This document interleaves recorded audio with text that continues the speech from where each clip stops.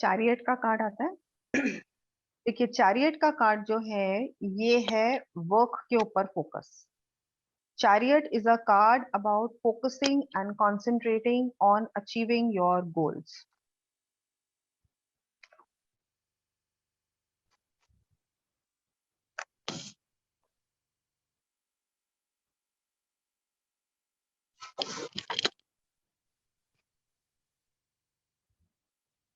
इस कार्ड के अंदर इसमें भी काफी सारी आपको बहुत सिंबल्स yes, ma'am. दिखेंगे। It's a very Too much happening. rich tapestry. Yeah, it's a very beautiful, very well illustrated card. Okay, so take down the literal meanings first. It's a travel card, strong travel card. And if guidance, then travel may be required for professional reasons. If you travel, you will enhance your professional growth. ठीक है, तो guidance में भी आप इसको use कर सकते हो। दूसरा फोकस्ड एक्शन। एक तो ये, इसको आप लोग सक्सेस कार्ड लिख लो। ये जीत का कार्ड है, जीत का सूचक है। जब भी ये आता है आपकी बहुत अच्छी सफलता आपको मिलेगी और बहुत खुशी देने वाली न्यूज आपको मिलने वाली है। सो फोकस्ड एक्शन चाहिए इसमें। इसमें आप देखेंगे वो पर्सन जो है, जो कमांडर खड़ा हुआ है उसमें, वो बड़े फोकस के साथ, बड़ी सिंगल माइंडेड कंसंट्रेशन के साथ वो अपने गोल को देख रहा है and he is going after it with all his might, indicating that success is very much on the cards provided you are absolutely focused on achieving your goal without any distractions.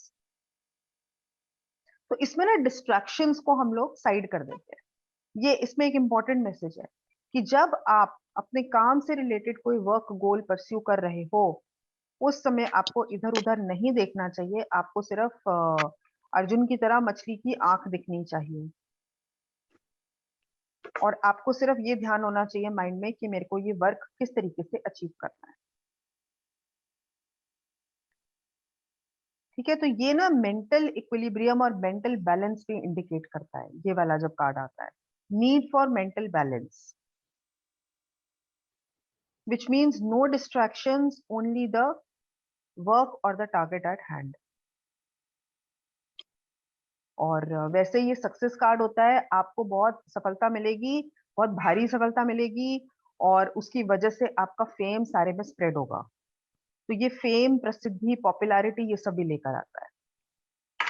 आप जाने जाओगे अपनी achievements के लिए।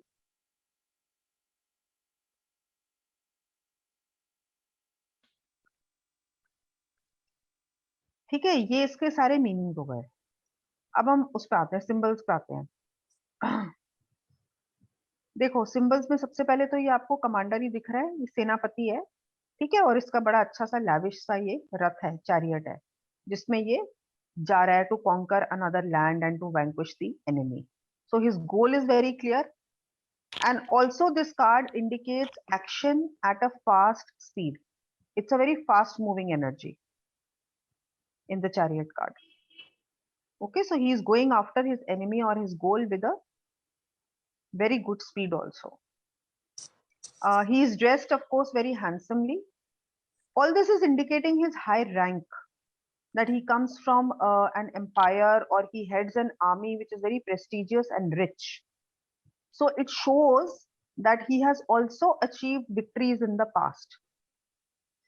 ये जो आप structures देख रहे हैं पीछे बैकग्राउंड में, इसका मतलब है ये सारे वो लैंड्स हैं जो उसने पहले कॉन्कर किए हुए हैं और अब ये अभी भी ये और कॉन्कर करना चाह रहा है आगे जाके।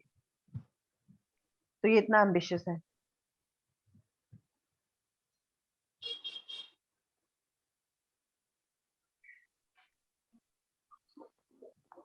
और ऊपर उसकी कैनोपी है, कैनोपी ऑफ स्टार्स है which shows the divine protection.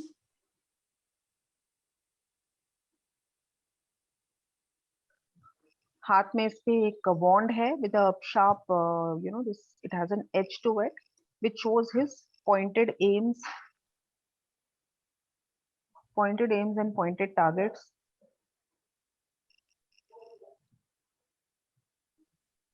ठीक है, ये जो आपको इसके ऊपर दिख रहा है, ये इस तरीके का ये विंग्स जो दिख रहे हैं, ये विंग्स जो है चैरियट के ऊपर, ये इसकी insignia, insignia means the royal emblem, so which shows that he is coming from some empire, or he is heading the army of an empire which is very well known.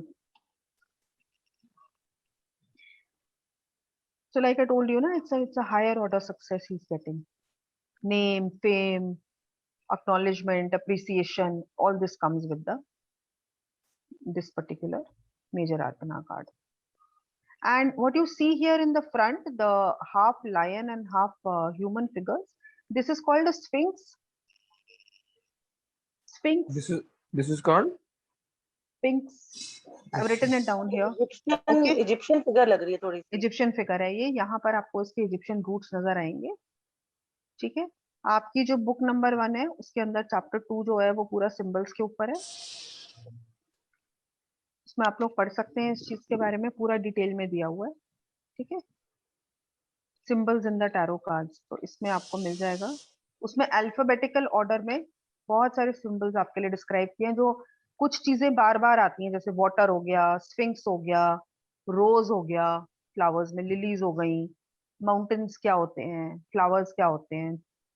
ठीक है, ये सारी चीजें आपके लिए दी हुई हैं।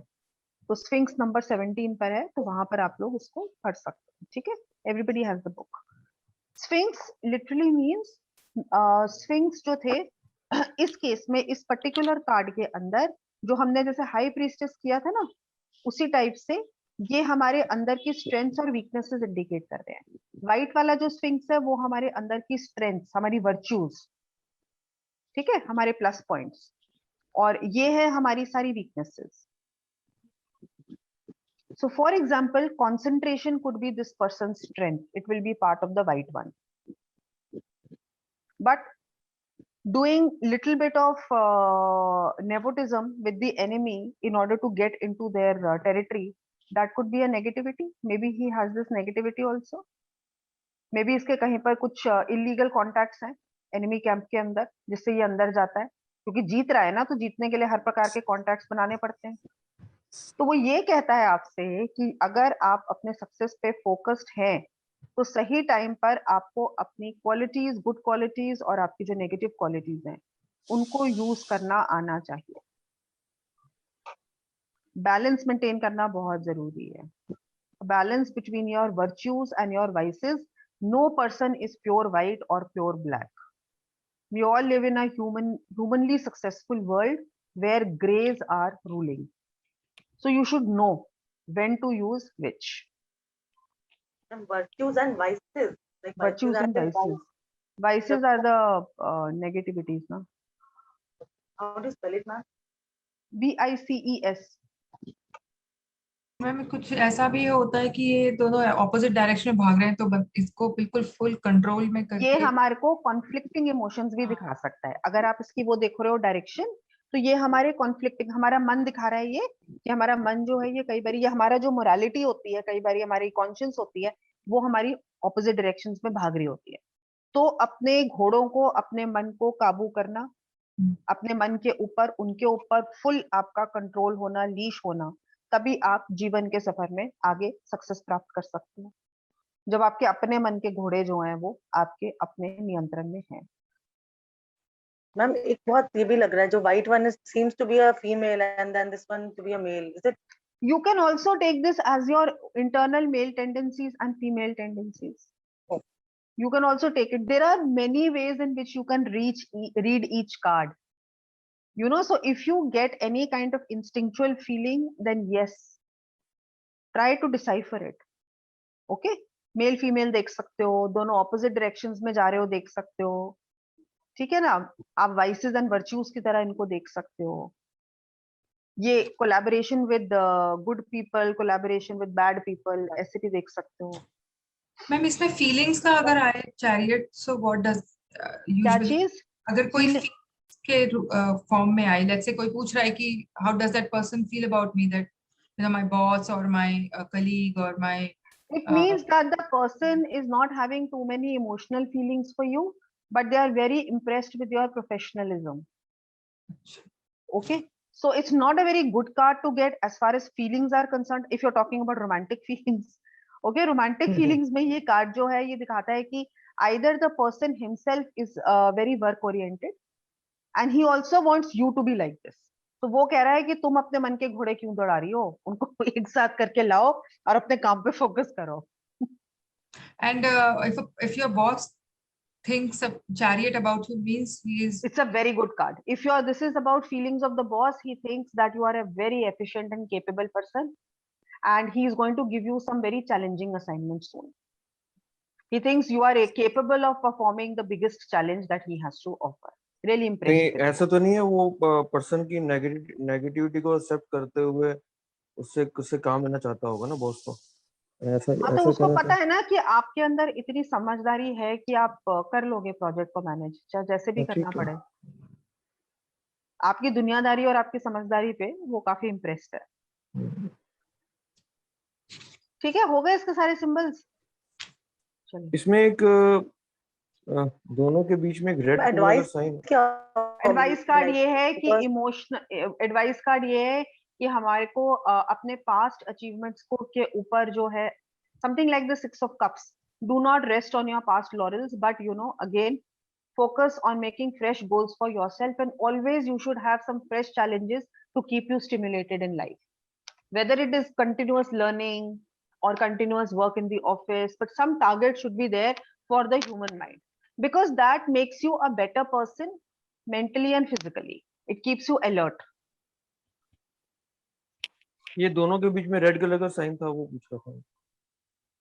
फिर आता है हमारा 8 नंबर का स्ट्रेंथ कार्ड. ठीक है, स्ट्रेंथ कार्ड को देखिए ध्यान से. यहाँ पर the infinity symbol is back like the magician. तो एक तो यहाँ पर आ गया that this lady is divinely guided.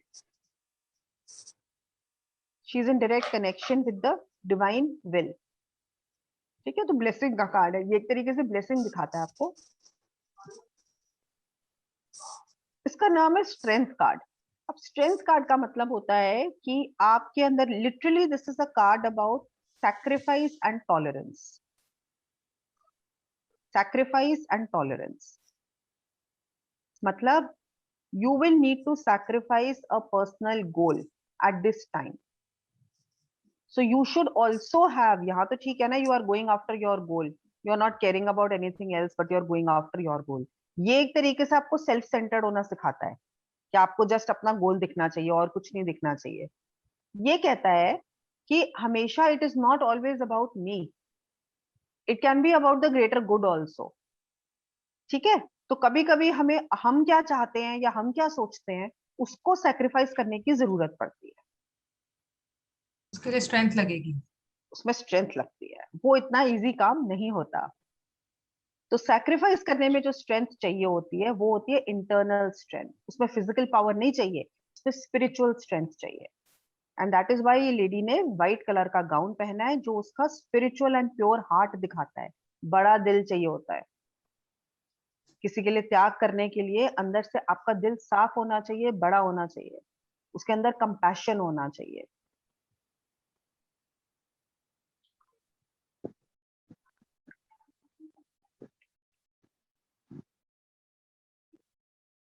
और इसीलिए इसको एक तरीके से भगवान का एजेंट बनाया गया है कि इस तरीके के लोगों को बहुत दुआएं मिलती हैं, बहुत ब्लेसिंग्स मिलती हैं. ये जो शेर है ये है आपके अंदर की ईगो जो मनमानी करना चाहती है. ओके, सो ये कहती है कि कई बारी दूसरे इंसान के भलाई के लिए हमें अपना अंदर का जो शेर है जो बहुत जोर से गरजना चाहता है उसको हमें बहुत प्यार से कंट्रोल करना पड़ता है. Because right now is not the time to exert my superiority or my opinion. It's not about me right now. So I have to adjust to the environment. I have to suppress my own voice. Please understand it's a positive suppression so that the other person can have their way. तो अगर आप job करना चाहते हैं और आपके घर में आपके किसी पेरेंट को इलनेस हो जाती है, आपके पास ज्वाइनिंग लेटर है किसी और जगह पे जॉब ज्वाइन करने का, you are just going to relocate, और आपके पेरेंट जो है उनको लंबी सिकनेस हो जाती है. अब ऐसे में आपके पास चॉइस होती है So what you will do is that you are going to suppress your personal desire of joining that job for the time being. आपने बहुत मेहनत करी उस जॉब के लिए, लेकिन अभी के लिए आप उस लाइन को सप्रेस कर दोगे, because you are compassionate, you want to take care of your parent. So you are doing it out of a lot of goodwill and niceness, because आपका मन है कि आपको ये त्याग करना है. You don't mind doing it. It gives you a kind of satisfaction. I'm doing it for somebody else. तो इससे आपके अंदर कितनी मैच्योरिटी, विजडम आएगी, आपकी नेक नियति, आपकी जो नोबिलिटी, आपकी जो ग्रेसफुलनेस है वो इंक्रीज हो जाएगी, आप एक बेहतर इंसान बनेंगे. ये जरूरी होता है कभी कभी लाइफ में. और ये कार्ड वैसे जो है सक्सेस का कार्ड है, बहुत ज्यादा स्ट्रेंथ कार्ड, लेकिन ये स्ट्रेंथ कार्ड तब आता है success after making the adjustments. तो अगर आपने एडजस्टमेंट्स कर दी with a kind heart, you will get more rewarded by the universe than you even thought possible. तो आपने आगे की पिक्चर दिखानी है उनको ना, कि आगे जाके आपको इसका जरूर इनाम मिलेगा, रिवॉर्ड मिलेगा. अभी के लिए थोड़ा सा शांत हो जाइए.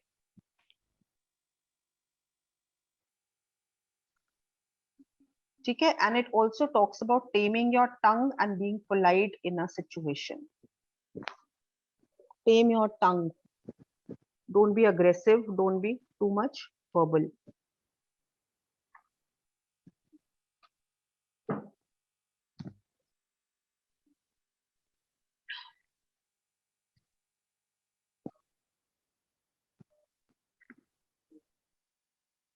Ma'am, does it show patience also? Like adjustment to करना, patience से जैसे हमसे कोई question पूछता है, we can say कि Yeah. you have to be patient and wait Patience, for the patience, tolerance, compassion, kind-heartedness, not being egoistic, thinking about the good of the other person. Okay, all these qualities will develop in you. That is why it is a divine card, because all these qualities will develop in you. When all these qualities come in you, obviously you have learned some very, very beautiful life lessons, soul lessons. आपकी soul की तो vibration वैसे ही बढ़ गई. very nice card. हाँ, it's a lovely card, beautiful card.